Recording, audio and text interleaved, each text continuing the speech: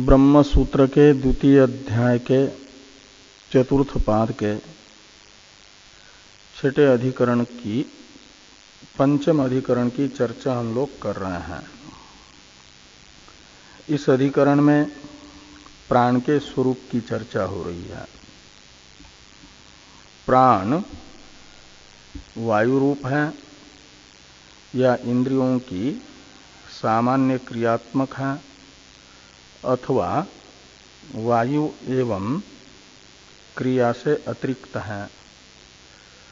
इस प्रकार त्रिकोटिक संशय हुआ तो श्रुति के आधार पर प्रथम पूर्व पक्ष बताया गया प्राण वायु रूप ही है। भाष्य में यह प्राण स वायु, यह श्रुति प्राण को वायु रूप बता रही है, इसलिए प्राण वायवात्मक ही है।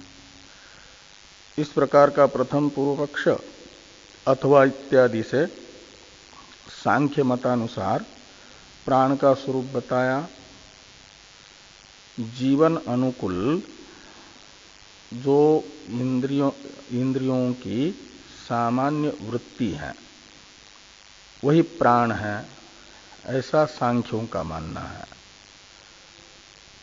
तो इस प्रकार सांख्यों के मतानुसार इंद्रियों की सामान्य क्रिया ही प्राण का स्वरूप, ये द्वितीय पूर्व पक्ष प्राप्त हुआ।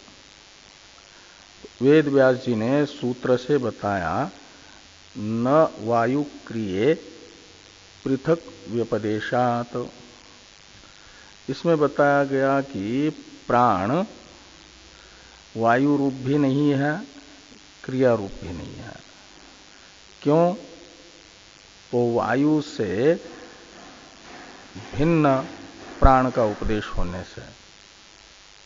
तो प्राण एव ब्रह्मण चतुर्थ पाद स वायुना ज्योतिषा भाति च तपति च इत्यादि वाक्य के द्वारा वायु से प्राण का पृथक वायु के अधिष्ठेय के रूप में निर्देश है, इसलिए वायु रूप प्राण नहीं होगा। और इंद्रिय रूप भी प्राण इंद्रिय की क्रिया रूप भी नहीं है, क्योंकि इंद्रियों से अभिन्न जो इंद्रियों की वृत्ति होने से तदात्मक ही यदि प्राण को मानेंगे तो फिर चक्षु इंद्रिय की रूप ग्रहणात्मक वृत्ति का जैसे चक्षु के उत्पत्ति से अलग उत्पादन नहीं बताया, उत्पत्ति नहीं बताई, ऐसे प्राण यदि इंद्रियों की सामान्य क्रियात्मक ही होता तो इंद्रियों से पृथक प्राण की उत्पत्ति श्रुति न बताती। लेकिन ये तस्मात् जायते प्राण मनः सर्वेन्द्रियाणि च से बताया गया कि प्राण उत्पन्न हुआ है ब्रह्म से बाकी इंद्रियों के तरह, और वायु से भी भिन्न ही प्राण की उत्पत्ति बताई। इसलिए प्राण को न तो इंद्रियों की सामान्य क्रियात्मक मान सकते हैं न तो वायु रूप मान सकते हैं। ये श्रुति के आधार पर समाधान किया गया और युक्ति के आधार पर भी बताया जा रहा है वायु या इंद्रियों की सामान्य क्रियात्मक प्राण हो नहीं सकता। इसे इंद्रियों की सामान्य क्रियात्मक प्राण नहीं है, इसे बताने वाली ये युक्ति है न च समस्तानाम इत्यादि से। इसकी अवतरण टीका है प्राणस्य इंद्रिय वृत्तित्वं श्रुत्या निरस्य युक्त्यापि निरस्यति।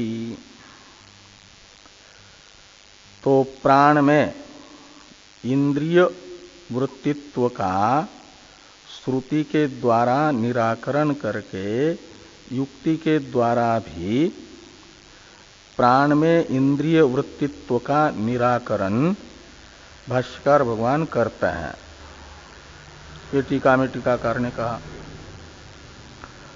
तो भाष्य है न च समस्तानां करणानां एका वृत्ति ही संभवती प्रत्येकम एकैक वृत्तित्वात् समुदायस्य च अकारकत्वात्। तो ये कहते हैं कि समस्तानां करणानां एका वृत्ति न च संभवती, सारे इंद्रियों की ऐसी एक क्रिया संभव है नहीं जो जीवन का हेतु बन सके। ऐसी कोई एक क्रिया संभव नहीं है। ऐसा क्यों? तो कहते हैं प्रत्येकम एक एक वृत्तित्वात्।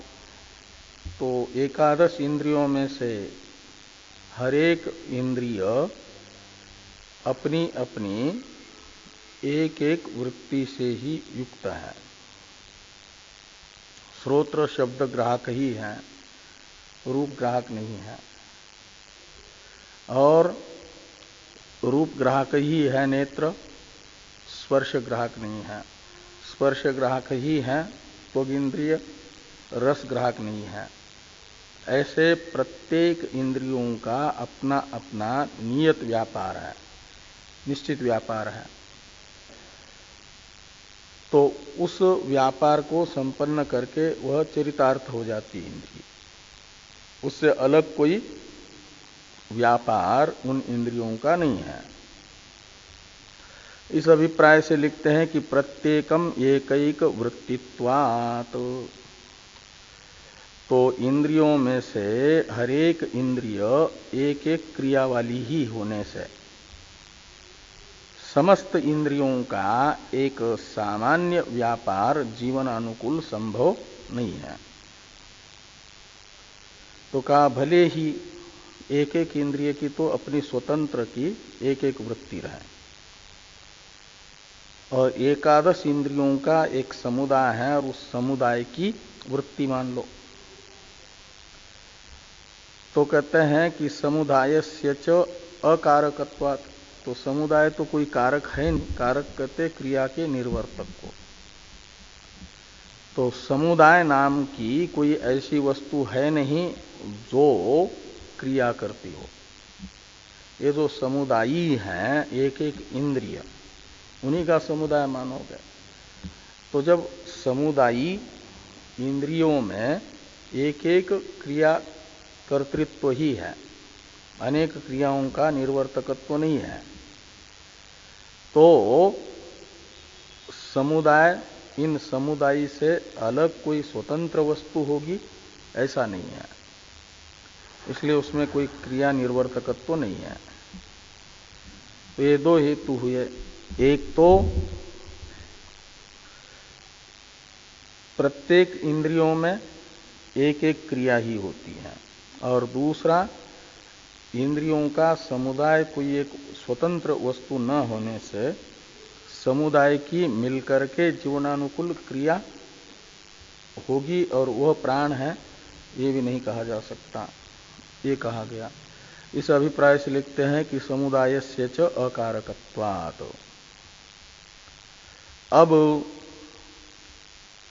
समुदाय की क्रिया सिद्ध करने के लिए सांख्य एक दृष्टांत बताते हैं, और कहते उस दृष्टांत में जैसे समुदाय की क्रिया है, ऐसे दार्ष्टान्त में भी एकादश इंद्रियों के समुदाय की सम्मिलित एक क्रिया होगी, वह प्राण का स्वरूप रहेगी।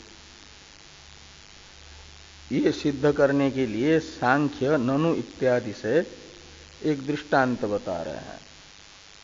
मिल करके एक क्रिया हो सकती है, इसे सिद्ध करने वाला ये सांख्यों का दृष्टांत है। न च समस्तानां करणानां एका वृत्ति ही संभवती प्रत्येकम एकैक वृत्तित्वात् समुदायस्य च अकारकत्वात्। तो समस्तानाम कर्णानाम एका वृत्ति न च संभवती। कहते हैं समुदाय में, अच्छा वो तो ननु इत्यादि होना चाहिए, ननु कि ननु पंजर चालन न्याय न एतद् भविष्यति। इस ननु इत्यादि को भी पढ़ने से पहले थोड़ा टीका को देखिए। न च समस्तानाम इत्यादि का अर्थ कर रहे हैं टीकाकार। एक वाक्य टीका में है, इसको पूरा करके फिर ये ननु इत्यादि भाष्य पढ़ते हैं। या चक्षु साध्या वृत्ति सा एव न श्रोत्रादि साध्या प्रत्येकम एक एक वृत्तित्वात्। इस हेतु का अर्थ कर दिया कि जो चक्षु इंद्रिय से सिद्ध होने वाली वृत्ति यानी क्रिया है, वह श्रोत्रादि अन्य इंद्रियों से सिद्ध नहीं होती। चक्षु इंद्रिय से सिद्ध होने वाली क्रिया है रूप ग्रहण, और रूप ग्रहण को सिद्ध करने वाला स्रोत चक्षु ही है, अन्य इंद्रिया नहीं है। कर्णानाम प्रत्येकम एकैक रूप ग्रहादि वृत्तो एव हेतुत्वात्। ऐसा क्यों? तो कहते हैं इंद्रिया जो है रूप ग्रहणादि रूप जो क्रियाएं हैं, उनमें से एक एक क्रिया ही का हेतु बनती है इंद्रिया, सभी विषयों के ग्रहण का नहीं। समुदायस्य न च समुदायस्य वृत्ति संभवती तस्य असत्वात् इत्यर्थ। तो समुदाय की भी कोई वृत्ति संभव नहीं है, क्योंकि समुदाय से अतिरिक्त तो कोई स्वतंत्र वस्तु है ही नहीं, अलग है ही नहीं। तस्य असत्वात् यानी समुदाय से असत्वात् इत्यर्थ। ये अर्थ हुआ प्रत्येकम एक एक वृत्तित्वात् समुदायस्य च असत्वात् इसका। अब भाष्य को देखिए। ननु पंजर चालन न्याय न एतद् भविष्यति। तो पंजर चालन एक न्याय होता है, उस पंजर चालन न्याय के आधार पर समुदाय में भी क्रिया संभव होगी, ऐसा सांख्य कह रहा है। कहते हो पंजर चालन न्याय क्या है? तो पंजर चालन न्याय बता रहे हैं। यथा एक पंजरवर्तिनः एकादश पक्षिणः प्रत्येकं प्रतिनियत व्यापाराः सन्त संभूय एकं पंजरं चालयन्ति। एवं एक शरीरवर्तिनः एकादश प्राणाः प्रत्येकं प्रतिनियत वृत्तयः सन्त संभूय एकां प्राणाख्यां वृत्तिं प्रति लप्स्यन्ते इति। तो ये कह रहे हैं कि जैसे एक पिंजड़ा है और उसमें 11 पक्षी बंद हैं, वे स्वतंत्र रूप से उड़ना रूप अपना अपना व्यापार कर लेते हैं। तो प्रतिनियत वृत्तयः सन्त, तो उड़ना रूप अपने अपने क्रिया से युक्त होते हुए भी मिल करके जब संभूय एकाम प्राणाख्याम, क्या नाम, हाँ, संभूय एकम पंजरम चालयन्ति, तो एक साथ सभी उड़ते हैं, तो उस पिंजरे को लेकर के भी उड़ जाते हैं। तो उस एक एक के क्रिया से तो पिंजरा नहीं उड़ता, सब मिलकर के उड़े तो पिंजरा भी उड़ गया। तो वहां समुदाय की वृत्ति बनी कि नहीं, क्रिया हुई कि नहीं? ऐसे ये दृष्टांत हुआ। तो संभूय एकम पंजरम चालयन्ति, तो एक पिंजरे को जैसे वे चला लेते हैं, यानी उड़ लेते हैं उसको लेकर के। उनमें से एक एक पक्षी उड़ेगा तो पिंजरा नहीं उड़ सकता, सब एक साथ उड़ते हैं तो उड़ ले, पिंजरा भी उनके साथ चला जाता है। एवं एक शरीरवर्तिन एकादश प्राणा प्रत्येकम प्रतिनियत वृत्तयः संत संभूय एकाम प्राणाख्याम वृत्तिम प्रतिलप्यन्ते इति।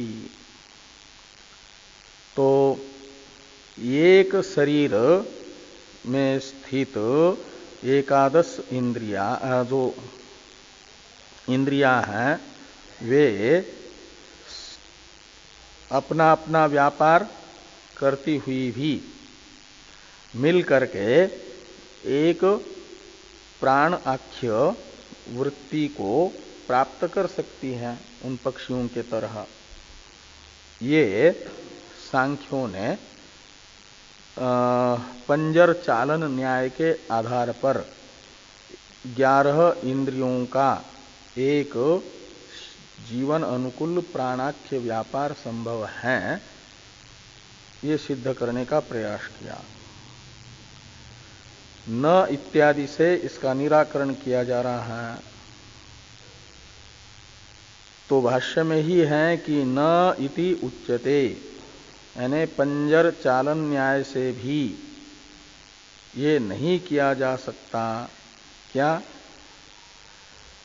इंद्रियों का सामान्य व्यापार नहीं बताया जा सकता, ये न का अर्थ निकलेगा।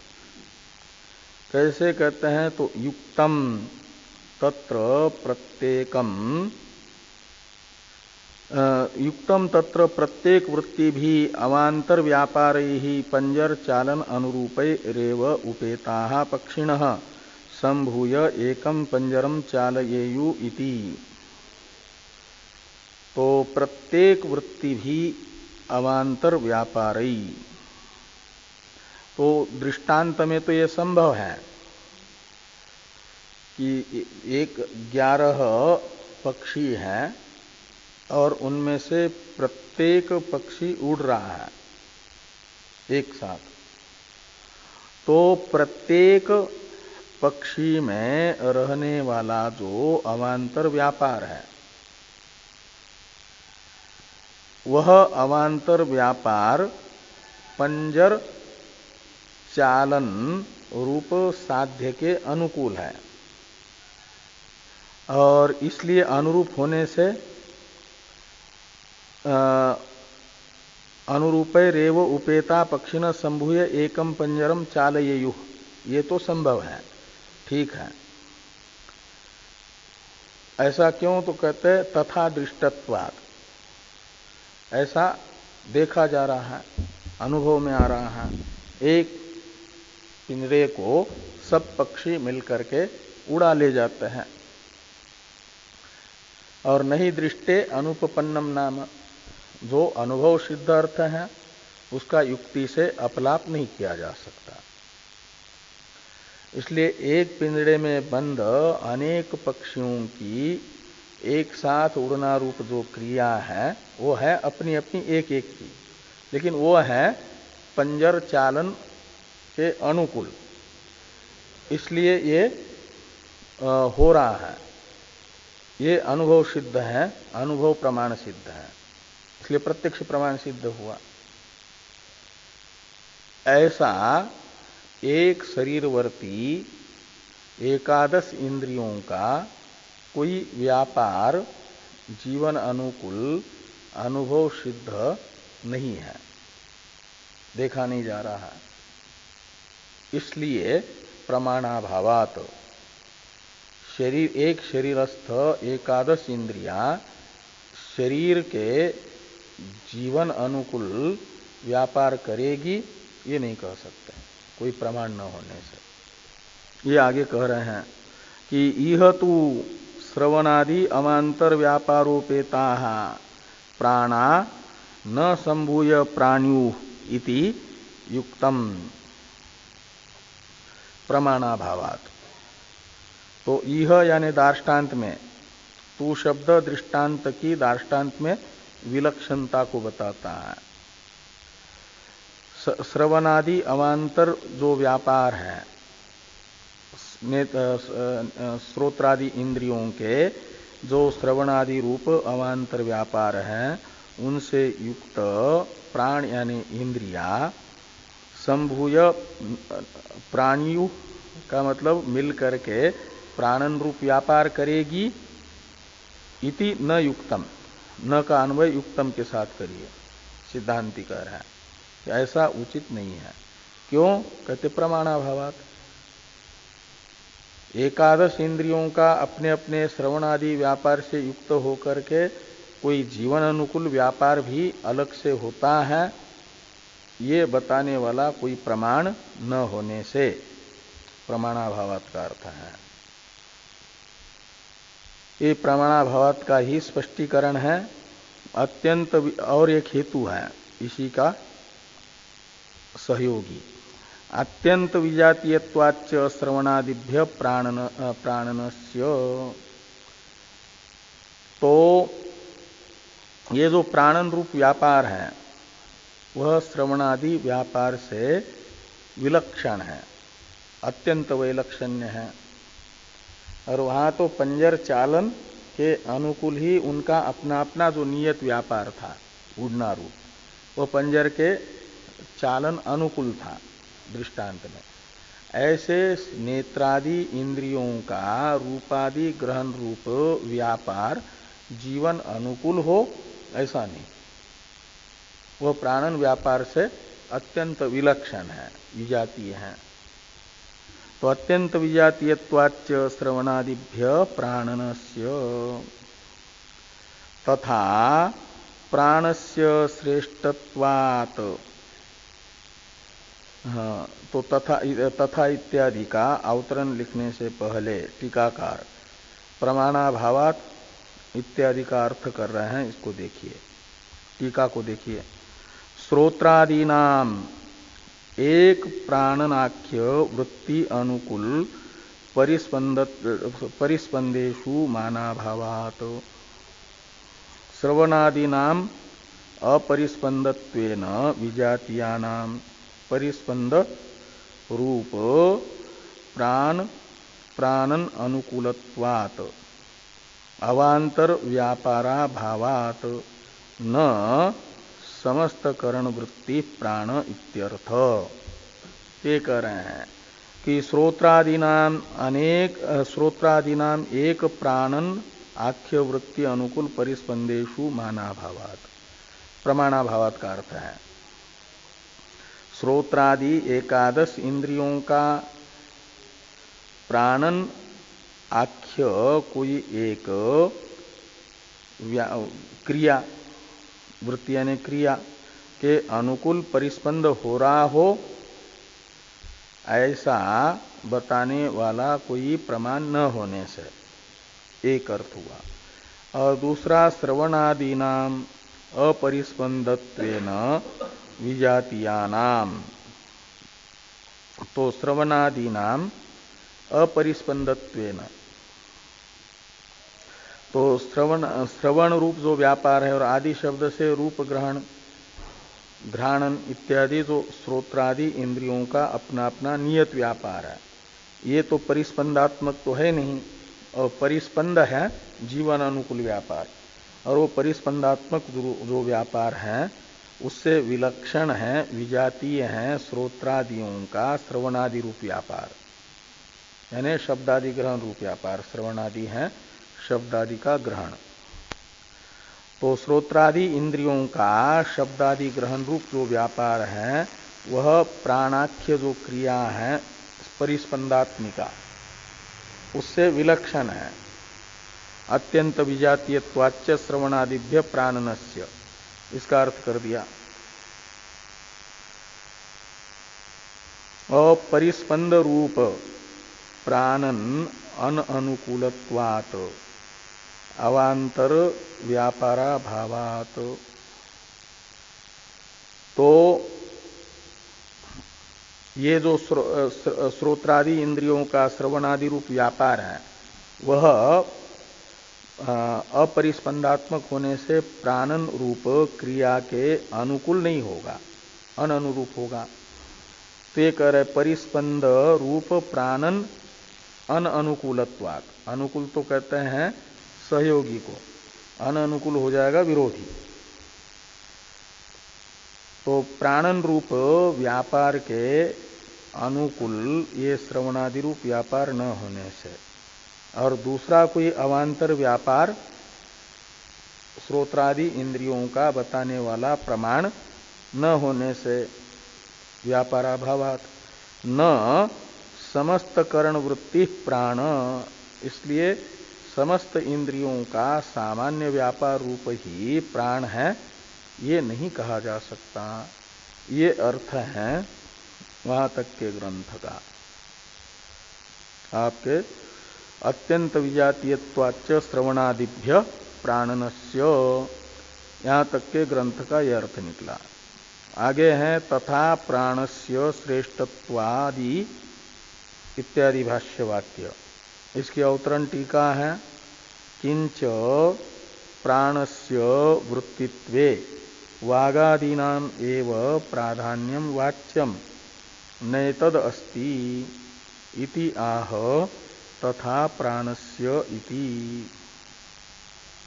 तो प्राणस्य वृत्तित्वे कहते प्राण को यदि क्रिया रूप मानेंगे, प्राणस्य वृत्तित्व का अर्थ है इंद्रियों की सामान्य वृत्ति रूप ही प्राण यदि होगा, तब तो वागादीनाम एव प्राधान्यम वाच्यम, तो वागादि इंद्रियों को ही प्रधान मानना पड़ेगा, श्रेष्ठ मानना पड़ेगा, क्योंकि क्रिया से क्रिया का निर्वर्तक श्रेष्ठ होता है। मुख्य प्राण वागादि इंद्रियों की क्रिया मात्र रूप यदि होगा सांख्यों के कथनानुसार, तब तो वागादि इंद्रियों का व्यापार रूप मात्र मुख्य प्राण होने से वो हो जाएगा निकृष्ट, और व्यापार करने वाली जो वागादि इंद्रियां हैं वो श्रेष्ठ हो जाएगी। तो श्रुति ने वागादि से श्रेष्ठ प्राण को कहा है, उस श्रुति का विरोध हो जाएगा। इसलिए वो श्रुति विरोध भी सांख्यों के मत में आता है। मुख्य प्राण को वागादि इंद्रियों की वृत्ति रूप मात्र मानना श्रुति विरुद्ध है, ये कह रहे हैं। इस अभिप्राय से लिखते हैं किंच अवतरण में टीकाकार, प्राणस्य वृत्तित्वे, मुख्य प्राण को यदि वागादि इंद्रियों की वृत्ति मात्र रूप मानेंगे तो क्या होगा, वागादि नाम एव प्राधान्यम वाच्यम, तो वागादि इंद्रिया प्राण रूप व्यापार वाली होने से वो प्रधान हो जाएगी, श्रेष्ठ हो जाएगी, मुख्य हो जाएगी। और ये मानना प्राण की अपेक्षा वागादि को प्रधान मानना, वागादि में प्राधान्य मानना श्रुति विरुद्ध है। इसलिए कहते हैं नैतद अस्ति, श्रुति सम्मत ये बात नहीं है प्राण की अपेक्षा वागादि में प्राधान्य। इस अभिप्राय से लिखते हैं भाष्य में कि तथा प्राणस्य श्रेष्ठत्वादि उद्घोषणम गुण भावोपगमश्च तम प्रति वागादीनाम न करण वृत्ति मात्रे प्राणे अवकल्पते। तो प्राणस्य श्रेष्ठत्वादि उद्घोषणम, वागादि स्वयं मुख्य प्राण को कहती हैं कि तुम ही हमारे में श्रेष्ठ हो। ये वागादि ने घोषणा कर दी ना, उद्घोषणा कर दी। वहां पर जब प्राण ने निकलने का मन ही बना लिया तो वागादि का शरीर में रहना मुश्किल हो गया। तो प्राण की प्रार्थना करने लगे कि आप ही हमारे में श्रेष्ठ हो, ऐसी उद्घोषणा की। और आदि शब्द से लेना, श्रेष्ठत्वादि में आदि शब्द से ज्येष्ठत्व है और वशिष्ठत्वादि हैं, वो सब गुण बताए हैं ना। वाक ने कहा कि मेरे में जो वशिष्ठत्व है वो तुम्हारा ही है, चक्षु ने कहा मेरे में जो प्रतिष्ठात्व है वो तुम्हारा ही है। ये सब तो वशिष्ठत्व, प्रतिष्ठात्व आदि जो गुण है वे मुख्य प्राण में बताना, इसकी उद्घोषणा करना, ये सब बन नहीं पाएगा। यदि मुख्य प्राण को वागादि की वृत्ति मात्र रूप मानेंगे सांख्यों के आग्रह के अनुसार, तो वागादि के द्वारा अपने से मुख्य प्राण को श्रेष्ठत्वादि गुणों से युक्त उद्घोषित करना नहीं बन पाएगा। और वागादि स्वयं कहती हैं कि हम आपके दृष्टि में निकृष्ट है, आपके अंग है, आप ही अंगी है, प्रधान है। तो गुण भाव ये हुआ। तो गुण भावोपगमश्च तम प्रति वागादि नाम, तो वागादि का जो तम प्रति यानी मुख्य प्राण के प्रति गौण भाव है, गौणत्व स्वीकार करना वागादि के द्वारा स्वयं अपने में मुख्य प्राण के दृष्टि में, ये भी उपपन्न नहीं हो पाएगा। और न करण वृत्ति मात्रे प्राणे अवकल्पते, यदि प्राण को इंद्रियों की वृत्ति मात्र रूप मानेंगे तो ये संभव नहीं है। तस्मात् अन्यो वायु क्रियाभ्याम प्राण, तो तस्मात् यानी उक्त हेतु, ये जो युक्ति बताई, इस युक्ति के आधार पर ये निश्चित किया जाता है कि मुख्य प्राण वायु या इंद्रियों की वृत्ति मात्र रूप नहीं है, इनसे विलक्षण है। ये न वायु क्रिये पृथक उपदेशात सूत्र की व्याख्या हुई। अब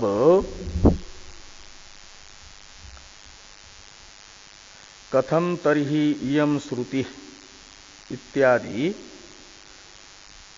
जो पूर्व पक्षी आक्षेप कर रहा है,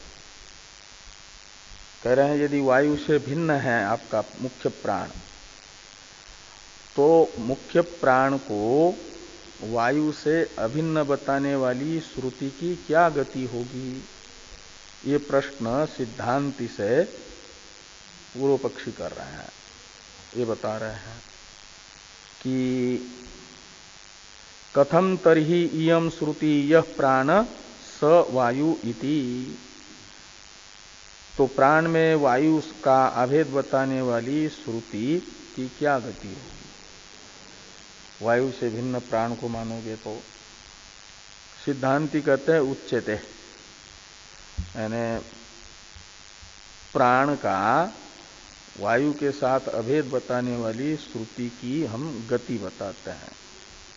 वो अभेद श्रुति किस अभिप्राय से है ये बताते, अभिप्राय बताते उसका। तो अभिप्राय बताया जा रहा है, वायुरेव अयम अध्यात्मम आपन्न पंच विभो विशेषात्मना अवतिष्ठमान प्राणो नाम भन्यते न तत्वांतरम नापि वायुमात्रम। हाँ, तो उच्यते इसका अवतरण है, इसको देखिए। उच्यते अवतरण की अवतरण टीका को, यथा मृदो घटो न वस्तुअंतरम नापि मृन्मात्रम तद्विकारत्वात् तथा वायोर विकार प्राण इति अभेद श्रुतेर गतिम आह उच्यत इति। तो इस युक्ति के आधार पर मुख्य प्राण को वायु रूप बताने वाली श्रुति का अभिप्राय प्रकट कर रहे हैं। तो क्या युक्ति है? तो कहते हैं जैसे घट को माना जाता है, घट से मिट्टी से भिन्न नहीं माना जाता। मृदो घटो न वस्तुअंतरम, घट जो है मिट्टी से अलग स्वतंत्र वस्तु नहीं है और केवल मिट्टी भी नहीं है। नापि मृन मात्रम, घट मिट्टी भी नहीं है और मिट्टी से अलग भी नहीं है।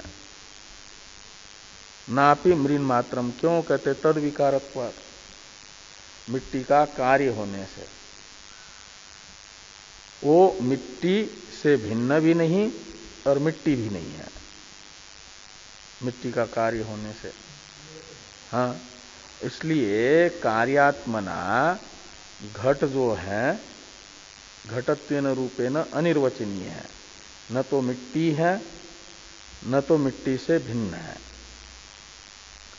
ऐसे तथा वायोर विकार प्राण, अपंचकृत पंच महाभूतों के सम्मिलित रजोगुण का परिणाम है प्राण, इसलिए वायु का भी परिणाम हुआ, कार्य हुआ। तो वायु का विकार रूप होने से प्राण को कहा जा रहा है वायु रूप। जैसे घड़ा मिट्टी का कार्य होने से मिट्टी से अलग नहीं है, ऐसे श्रुति प्राण वायु का विकार होने से यह प्राण स वायु, यह श्रुति बता रही है कि वायु से भिन्न नहीं है प्राण, जैसे मिट्टी से घड़ा भिन्न नहीं है और लेकिन मिट्टी मात्र भी नहीं है। ऐसे इस अभिप्राय से यह प्राण स वायु इस श्रुति की गति को भाष्यकार भगवान बताते हैं। वायुरेव अयम अध्यात्मम आपन्न पंच विभो विशेषात्मना अवतिष्ठमान प्राणो नाम भन्यते। तो कहते हैं कि वायु का विकार होने से वायु रूप होता हुआ भी, लेकिन कैसा वायु? तो अध्यात्मम आपन्न, यानी शरीरांत प्रविष्ट होकर के अध्यात्मम आपन्न और पंचव्यूह, पंचव्यूह का मतलब पंच विध, पंच आकार वाला, प्राण अपान व्यान उदान समान, यह है पंचविध।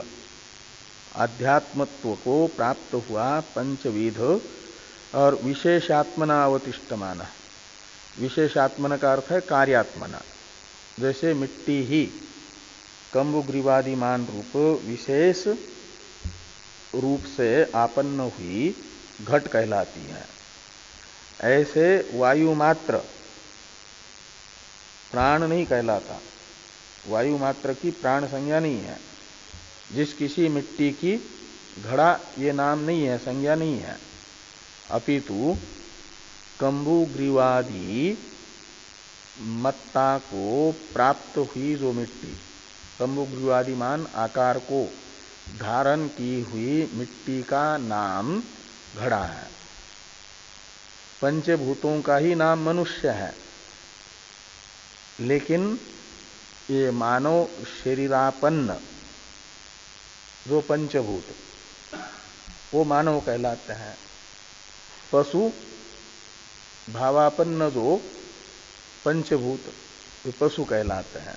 पक्षी भावापन्न पंचभूत पक्षी कहलाते हैं। ऐसे प्राण अपान व्यान उदान समान इन 5 प्रकारों में विभक्त अध्यात्म भावापन्न वायु प्राण है। और वायु मात्र प्राण नहीं है, सामान्य वायु, जैसे मिट्टी मात्र घड़ा नहीं है। तो विशेषात्मना अवतिष्ठमान यानी कार्यात्मना अवतिष्ठमान प्राणो नाम भन्यते। तो वायुरेव प्राण नाम भन्यते, वायु का ही प्राण नाम आता है, लेकिन इन विशेषताओं से युक्त होता है। तब शरीरांतःपाती हो, शरीर के अंदर प्रविष्ट हो, और वो पंच विभात्मक हो और कार्यात्मना अवस्थित हो, तब प्राण कहलाता है वायु। न तत्वांतरम नापि वायु मात्रम, वो वायु से तत्वांतर भी नहीं, जैसे घड़ा मिट्टी से तत्वांतर भी नहीं और मिट्टी मात्र भी नहीं, ऐसे ही न वायो हो तत्वांतरम नापि वायु मात्रम, ऐसे लगाना। अतश्च उभे अपि भेदा भेद श्रुति न विरुद्धेते, इसलिए प्राण का वायु से अभेद बताने वाली श्रुति का भी और प्राण से वायु का भेद बताने वाली श्रुति का भी आपस में कोई विरोध नहीं है, इनमें कार्य कारण भाव होने से। एक वाक्य टीका में है, देहम प्राप्त पंचावस्थो विकारात्मना स्थितो वायुरेव प्राण इत्यर्थ। ये जो है वायुरेव अयम अध्यात्मम आपन्न इत्यादि भाष्य वाक्य का अर्थ है, देह को प्राप्त हुआ पंच अवस्थाओं में अवस्थित कार्यात्मना स्थित वायु को ही प्राण कहा जाता है। इस विशेषता वाला वायु प्राण है, वायु सामान्य प्राण नहीं है। प्राण को जब कहा जाता है कि वायु रूप नहीं है, तो सामान्य वायु रूप नहीं है। वायु का जो विकार रूप है, कार्यात्मक रूप है, वह प्राण है। और वो भी कार्य, ये बाह्य वायु भी तो अपंचकृत पंचवायु का, अपंचकृत वायु का कार्य ही है। इसलिए आध्यात्म आपन्न, ये तो बाह्य वायु तो भूतात्मक है और वो अध्यात्म आपन्न है प्राण, शरीरांत प्रविष्ट वायु, सूक्ष्म शरीर का वह एक अंग है मुख्य प्राण। इस प्रकार ये प्राण का स्वरूप बताया। अब इस पर शंका है, उसका समाधान द्वितीय सूत्र से होगा। शंका पहले भाष्य में बताई जाएगी, इस पर चर्चा हम लोग कल करेंगे।